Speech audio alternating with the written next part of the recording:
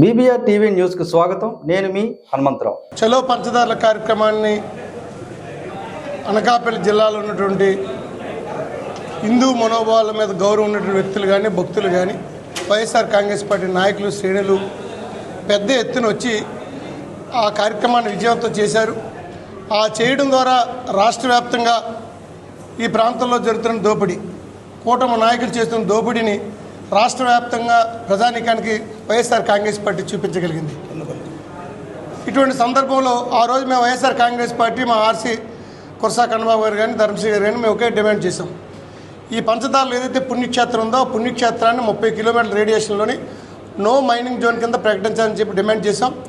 ఎవరైతే అక్రమ మైనింగ్ చేసి దేవాలయాలు ధ్వంసం చేశారో వారిపై చర్య తీసుకోవాలని చెప్పి ఆ రోజు మేము డిమాండ్ చేసాం. దానికి తగినట్టుగానే ఈరోజు ఈ ప్రభుత్వమే ఈరోజు ఒప్పుకొని అక్కడ అక్రమాలు జరిగినట్టుగా, అక్రమ మైనింగ్ జరిగినట్టుగా, దేవాలయాలకు ఇబ్బంది కలిగినట్టుగా ప్రభుత్వం భావించింది కాబట్టి ఈరోజు ఏడీ మైన్స్ని సస్పెండ్ చేయడం జరిగింది. అదేవిధంగా డిప్యూటీ సీఎం పవన్ కళ్యాణ్ గారు కూడా దీనిపై విచారణ చేస్తారని చెప్పి ఆ రోజు పత్రికా ప్రకటన విడుదల చేయడం జరిగింది. దీన్నింటికీ కారణం ఈరోజు మీ కూటమి ప్రభుత్వాన్ని ఒకటే డిమాండ్ చేస్తున్నాం. మీ కూటమి ప్రభుత్వంలో నాయకులు, పెద్దలు, ప్రజాప్రతినిధులు కలిపి ఈ కొండని ధ్వంసం చేశారు, ఈ మైనింగ్ దోపిడీ చేశారు కాబట్టి ఏడీ మైన్స్ని సస్పెండ్ చేశారు. అంటే దోపిడీ జరిగిందని మీరు ఒప్పుకుంటుంది కాబట్టి, ప్రభుత్వం ఒప్పుకుంటుంది కాబట్టి ఇప్పుడు ఏడీ మైన్స్ని ఒక్కరిని సస్పెండ్ చేయడం ఏంటి? ఏడీ మైన్స్తో పాటు ఆ రోజునటువంటి రెవెన్యూ అధికారులని, దీనికి సంబంధించినటువంటి ఉన్నతాధికారులతో పాటు ఎవరైతే మైనింగ్ దోపిడీ చేశారో ఆ దోపిడీ చేసిన పెద్దలకి ఈ ప్రభుత్వం ఏ రకమైన పనిష్మెంట్ ఇస్తుంది అనేది ప్రజలకు సమాధానం చెప్పాల్సిన అవసరం ఉంది. ఖచ్చితంగా ఏడీ మైన్స్ సస్పెండ్ చేసి చేతులు దులిపేసుకుని ఏదో ఈ ప్రభుత్వం గొప్పగా చేసింది అనిపించుకోవడం ప్రయత్నం చేయొద్దు. ఇందులో ఉన్నటువంటి ఇంకా మిగతా అధికారులతో పాటు ప్రజాప్రతినిధుల మీద కూడా మీరు చర్యలు తీసుకోవాలి.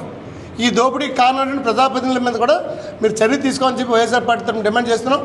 ఖచ్చితంగా దాంతోపాటు నో మైనింగ్ జోన్గా ఏదైతే మీరు డిఆర్సీ మీటింగ్లో ప్రపోజల్ పంపించారో దాని జీవో రూపంలో మరి ప్రజలకు అందించవలసిన బాధ్యత కూడా మీరు తీసుకోవాలి. దీంతోపాటు ఈ జిల్లా ఇన్ఛార్జ్ మంత్రిగా ఉన్నటువంటి కొల్లు రవీంద్ర గారు మైనింగ్ శాఖ మంత్రి, మీరు మైనింగ్ ఏడీని సస్పెండ్ చేసి చేతులు దులిపేసుకుంటే అవ్వదు. మీరు ఎంక్వైరీలో ఇల్లీగల్ మైనింగ్ జరిగింది, దేవుడి క్షేత్రానికి ఇబ్బంది కలిగింది, హిందూ మనోభావాలకు దెబ్బ తగిలిందని మీరు భావించారు కాబట్టి ఈరోజు ఏడీ మైన్స్ సస్పెండ్ చేశారు. కాబట్టి ఇందులో ఇన్వాల్వ్ అయినటువంటి మిగతా అధికారుల మీద కూడా చర్యలు తీసుకోవాలి. అదేవిధంగా ఈ దోపిడీకి కారణమైనటువంటి ప్రజాప్రతినిధులపై కూడా చర్య తీసుకోవాలి.